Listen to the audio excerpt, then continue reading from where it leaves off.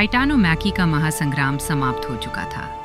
आकाश शांत हो गया था। धरती ने फिर से सांस ली और समय जो युद्ध के दौरान थरथरा उठा था, अब नए क्रम में बहने लगा।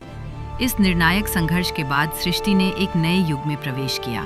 टाइटन्स का प्रभुत्व समाप्त हो चुका था और उनके स्थान पर उदय हुआ था एक नई पीढ़ी का, ओलंपियन देवताओं का।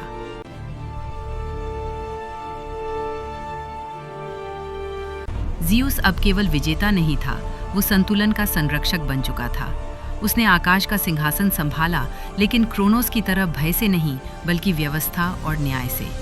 उसने समझ लिया था कि सत्ता को बनाए रखने के लिए दमन नहीं, बल्कि संतुलन आवश्यक है। आकाश, बिजली और बादलों ने उसे अपना स्वामी स्वीकार कर लिया और ओलिम्पस पर्वत देवताओं का नया धाम बन गया। ज़ीउस के साथ उसके भाई और बहन भी अपने अपने क्षेत्रों के अधिपति बने। पोसाइडन को समुद्र सौंपे गए, जिनकी गहराइयों में अब उथल-पुथल नहीं, बल्कि नियंत्रित शक्ति बहती थी। हेडिस को अधोलोक का शासन मिला, जहां मृत आत्माओं को न्यायपूर्ण विश्राम मिलने लगा।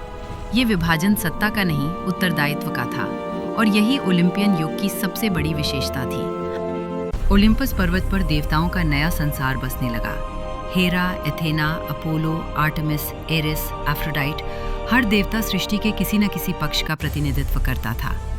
बुद्धि, युद्ध, प्रेम, कला और प्रकृति सबने मिलकर संसार को संतुलित करना आरंभ किया। अब सृष्टि केवल शक्ति से नहीं, विवेक से चलने लगी थी।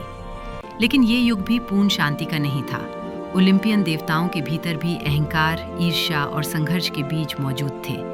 मनुष्यों का उदय हो रहा था और देवताओं की दृष्टि अब केवल आकाश तक सीमित नहीं रही। मानव और देवताओं के संबंधों ने नई कथाओं को जन्म दिया। प्रेम, क्रोध, वरदान और शाप की कहानियां। फिर भी ये युग टाइटन्स के युग से भिन्न था। यहाँ भय नहीं, नियम थे।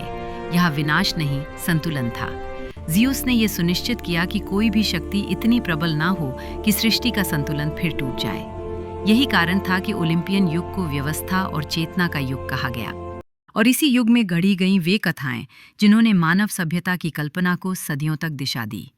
देवताओं और मनुष्यों के बीच की कहानियां, नायकों का जन्म और ऐसे निर्णय जिनके प्रभाव आज भी मिथकों में जीवित हैं। ये था ओलंपियनों का युग, एक ऐसा समय जहां शक्ति ने विवेक को अपनाया और सृष्टि ने स्थिरता पाई।